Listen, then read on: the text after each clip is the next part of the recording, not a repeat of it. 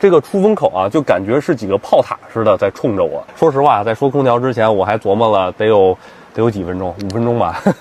来给大家教一下啊，首先空调的开关，进入到空调的页面，然后它现在空调基本上就出来了，然后呢，它基本上就是靠这一排，但是现在呢，就是说中间有这个大炮筒，然后它呢是只能靠副驾来操作。比如说我现在摁副驾的吹腿，然后我把吹人关掉，哎，你看它中间这个就关了，但是中间这个我主驾是不行的。比如说我现在摁主驾吹腿，然后我把关掉，再摁吹风，它是不管用的。也就是说，从这儿往这边都是吹副驾的，这个是为什么？我一会儿要问一下仰望的人。